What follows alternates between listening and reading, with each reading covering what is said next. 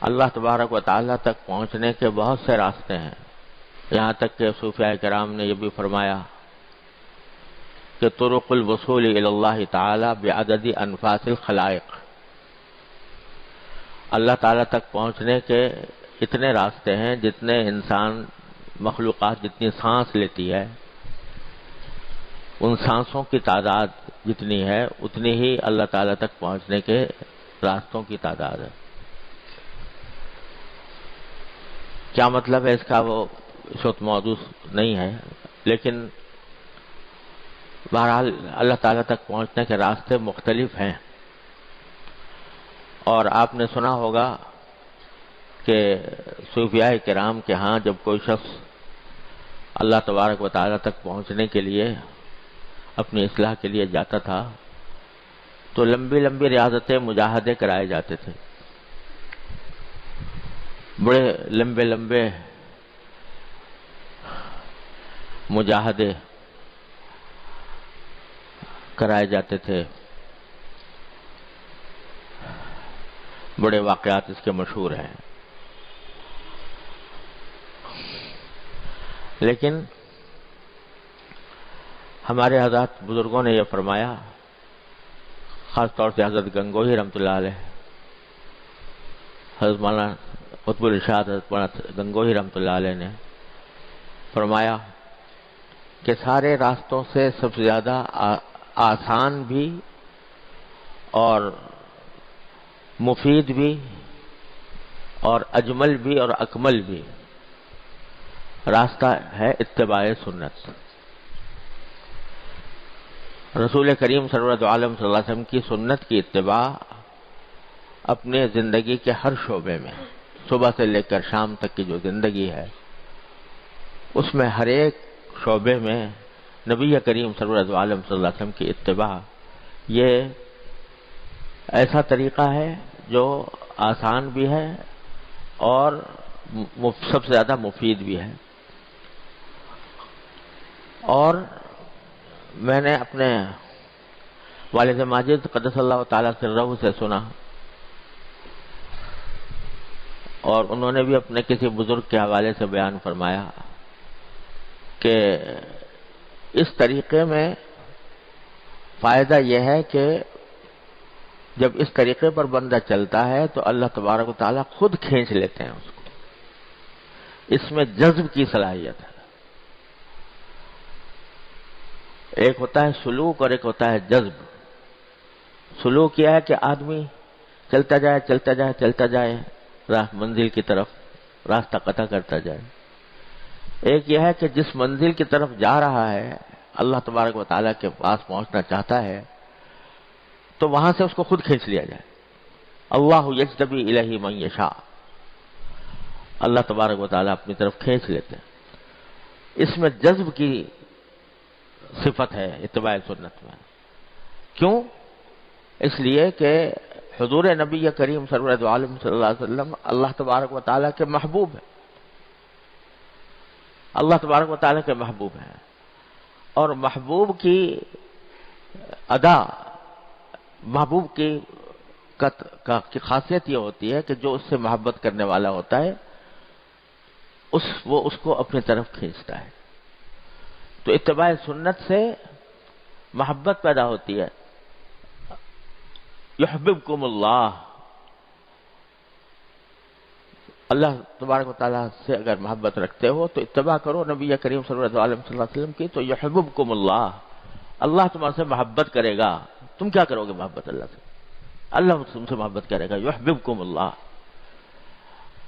تو جب اللہ محبت کرے گا تو محبت کرے گا تو اپنے پاس نہیں بلائے گا۔ ہونا تو یہ ہو چاہیے کہ ہم محب ہوں وہ محبوب ہو، ہم محبت کرنے والے ہوں وہ محبوب ہو، لیکن اتباع سنت کے نتیجے میں وہ محب بن جاتے ہیں، ہم محبوب بن جاتے ہیں۔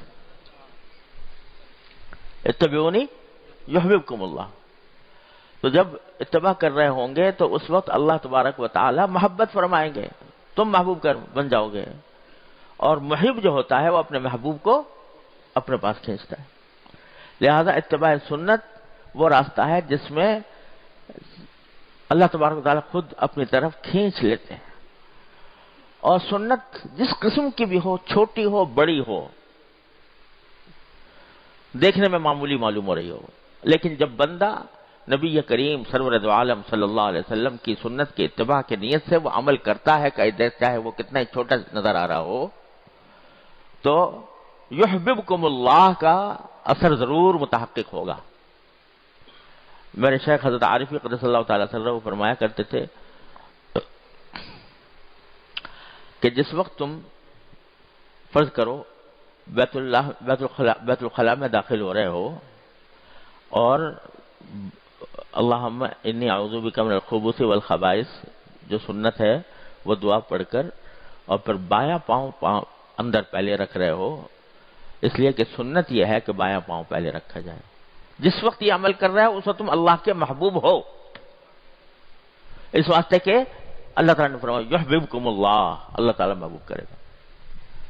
مسجد میں داخل ہوتے وقت جب دایاں پاؤں رکھ کر داخل ہو رہے ہو نبی کریم صلی اللہ علیہ وسلم کی سنت کی اتباع میں، اور اللہم افتح لی ابواب رحمتک کہہ کر داخل ہو رہا ہے، اس وقت تم اللہ کے محبوب ہو.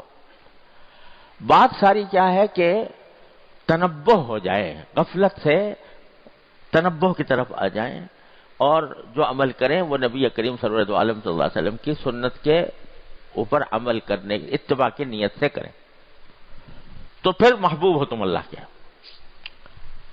تو اس لیے اتباع سنت سب سے زیادہ قریب ترین، سہل ترین، مفید ترین راستہ ہے اللہ تبارک و تعالیٰ تک پہنچنے کا.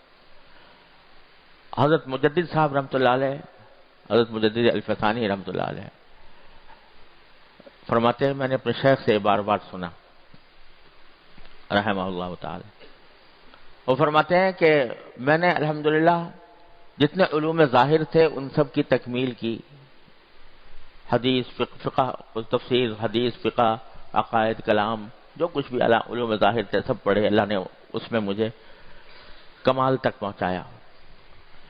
پھر میں نے علوم باطن کی سیر کی اور جتنے تصوف کے سلسلے تھے ان سب کو دیکھا اور برتا، ان سے گزرا، یہاں تک کہ ایسی مقام پر پہنچا کہ لوگ اس کے سامنے کہوں، کوئی کہے گا کہ یہ زندیق ہو گیا، کوئی کہے گا کہ یہ ملحد ہو گیا. لیکن واقعہ یہ ہے کہ میں اس مقامات تک پہنچا، یہاں تک کہ ایک مرحلے پر مجھے یہ فرمایا انہوں نے کیونکہ خود مجھے نبی کریم سرور دو عالم صلی اللہ علیہ وسلم نے خلعت پہنایا.